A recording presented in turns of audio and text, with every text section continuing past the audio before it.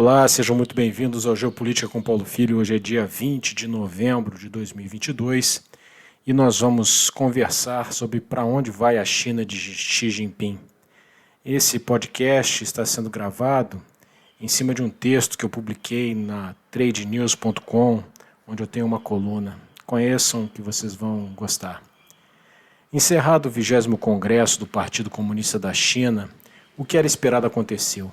Xi Jinping foi confirmado para um inédito terceiro mandato como presidente da República, acumulando os cargos de secretário-geral do partido e presidente do Comitê Central Militar.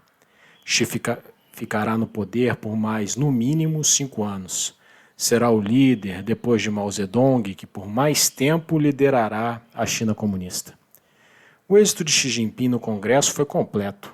Ao mesmo tempo que assegurou sua permanência no poder, configurou as mais importantes instâncias decisórias do partido e, consequentemente, do próprio Estado chinês, a sua imagem e semelhança. Xi passa a ser o líder mais poderoso desde Mao Zedong. Mao era chamado de o grande timoneiro ou simplesmente de o líder. Estes títulos já não eram mais aplicados aos presidentes chineses desde Deng Xiaoping, mas o culto à personalidade retornou com força. Não é incomum encontrar referências a Xi como líder do povo, núcleo do partido ou outros títulos dessa natureza. Paulatinamente, ao longo dos seus 10 primeiros anos de poder, Xi Jinping foi modificando o estilo de liderança colegiada de seus antecessores, especialmente de Hu Jintao, para um estilo centralizador no qual ele passou a ter a palavra final sobre praticamente todos os assuntos relevantes. Xi afastou possíveis dissidências e lideranças que lhe pudessem fazer sombra. Li Keqiang, primeiro-ministro e chefe do governo, e Wang Yuan, membro do Comitê Permanente do Politburo, instância máxima de decisão do partido, foram afastados do poder na eleição realizada no 20º Congresso. Isso aconteceu mesmo sem nenhum dos dois ter completado a idade de 68 anos, que por uma regra não escrita, balizaria a idade da aposentadoria dos próceres do partido. Na direção contrária, os líderes leais a Xi foram mantidos, como Zhang Youxia, do Comitê Central Militar, já com 72 anos, ou promovidos, como Li Qiang, secretário do partido em Xangai, que passará a ocupar a posição que pertencia a Keqiang. Li Qiang é conhecido por implantar o duro lockdown da Covid-19 em Xangai, que trouxe repercussões bastante negativas na economia. Sua promoção mostra que a lealdade a Xi importa mais do que a competência na governança econômica. Houve ainda o episódio da retirada do ex-presidente Hu Jintao do plenário do Congresso, visivelmente contra sua própria vontade e em meio aos trabalhos e em frente às câmeras da imprensa de todo o mundo. Especula-se que Hu estaria insatisfeito com o afastamento das lideranças que lhe eram próximas e, embora o episódio não tenha sido bem explicado, a forma como o Hu foi retirado do plenário deixou claro para todos na China e no mundo que há apenas uma liderança no Partido Comunista e no país: Xi Jinping. Ao mesmo tempo em que concentra o poder político, Xi Jinping vai alterando os rumos do país na economia, com a iniciativa privada cada vez mais submetida ao controle do Estado.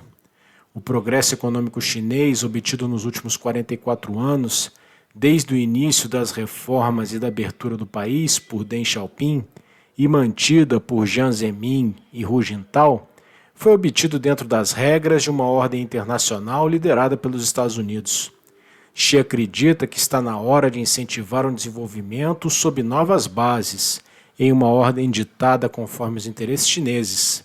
Na prática, significa que os ditames políticos serão considerados pelo governo chinês prioritariamente em relação às universais leis econômicas da oferta e da demanda.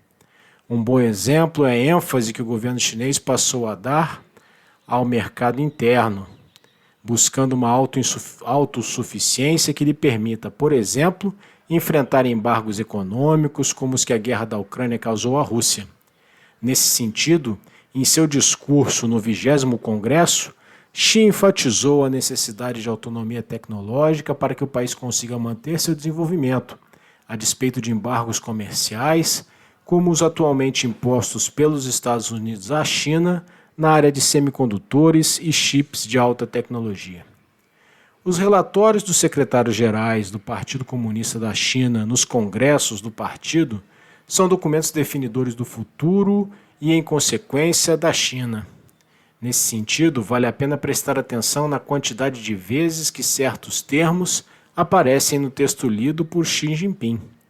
A expressão segurança nacional, por exemplo, apareceu apenas uma vez no relatório de 92, 4 vezes em 2012, 18 vezes em 2017 e 27 vezes em 2022. A expressão em chinês para Estado poderoso aparece 23 vezes no documento deste ano, contra 19 em 2017 e apenas 2 vezes em 2002. É evidente que o partido está muito mais preocupado com a segurança nacional. Nesse sentido, Xi Jinping coloca a questão de Taiwan com clareza. A reunificação completa da China é, para o Partido Comunista, uma missão histórica e um compromisso inabalável. A reunificação pacífica é preferível, mas Xi não abrirá mão de usar o poder militar para atingir esse objetivo.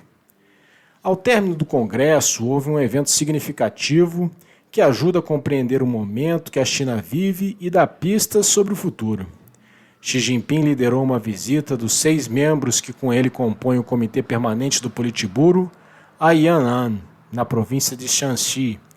Trata-se do local onde, em 1945, Mao Zedong liderou o 7º Congresso do Partido Comunista da China, no qual Mao consolidou o controle do partido e estabeleceu seu próprio pensamento como dogma. Em suas declarações sobre a visita, Xi destacou que a conquista da unidade política do PCC na era Yan'an permitiu que ele superasse inimigos muito mais fortes, numa clara referência aos desafios que ele lista como sendo os atuais.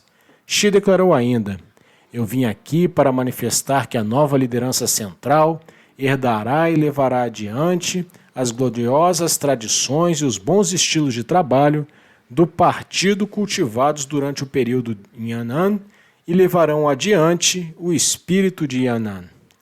Ao identificar a nova liderança com o espírito de Yan'an, Xi está enquadrando sua recente consolidação de poder como motivada pelo imperativo de unir o partido em face de tempos desafiadores.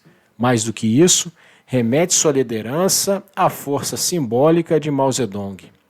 Como se vê, a China de Xi Jinping caminha para uma maior centralização do poder político na figura de seu líder supremo, mais intervencionismo estatal na economia e mais nacionalismo e impetuosidade nas relações internacionais.